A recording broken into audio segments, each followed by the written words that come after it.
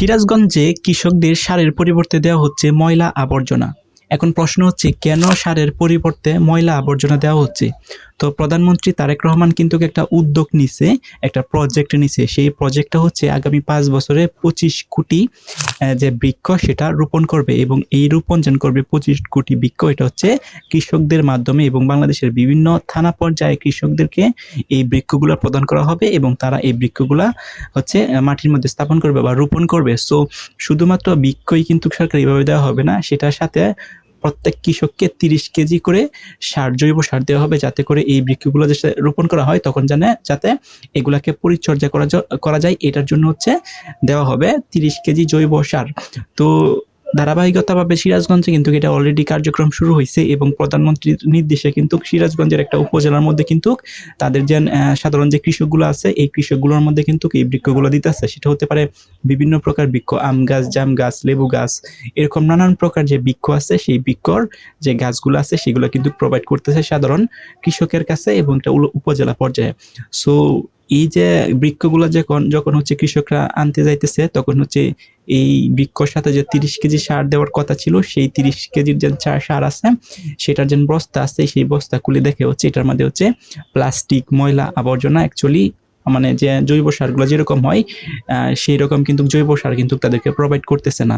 So এটা দেখে কিন্তু কৃষকরা খুবই হচ্ছে খেপে গেছে, এবং বলতেছে সরকার থেকে যেহেতু অনুমোদন হয়েছে, যেখানে প্রধানমন্ত্রী স্বয়ং নিজে বলছে যে তাদেরকে ৩০ কেজি জৈব সার দেওয়া হবে এবং বৃক্ষ দেওয়া হবে, এবং যেহেতু এটা প্রধানমন্ত্রী নিজ উদ্যোগে এই যে উদ্যোগটা নিচ্ছে যে ৫ বছরে ২৫ কোটি বৃক্ষ রোপণের, সো তাদের যেন এই সারগুলোকে প্রোভাইড করা হচ্ছে না। ময়লা আবর্জনা, প্লাস্টিক, তারা এক পর্যায়ে কিন্তু এইগুলা কিন্তু নিচ্ছে না নিয়ে তারা বাসায় চলে আসছে, এবং হচ্ছে তারা হচ্ছে বৃক্ষগুলোকে রোপণ করতেছেন। প্রশ্ন হচ্ছে এই যে বৃক্ষগুলো যেন রোপণ করতেছে, এখন এটা পরিচর্যা করবো কেমনে?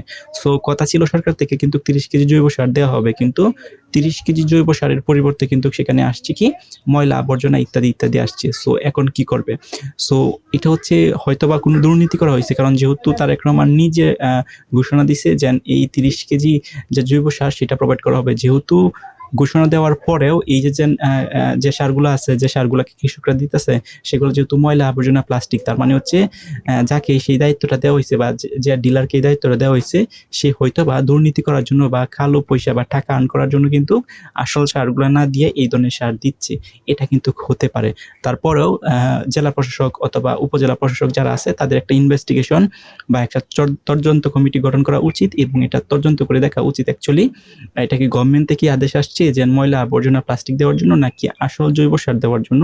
এটা একটা তদন্ত করে বের করে যদি সেটা কোনো ডিলার বা কেউ যদি এরকম করে থাকে, তাহলে তার বিরুদ্ধে একটা আইনগত ব্যবস্থা নেওয়া উচিত, এবং এটা কঠিন আইনগত ব্যবস্থা নেওয়া কিন্তু উচিত। আপনাদের মতামত কি? কমেন্ট করে জানান।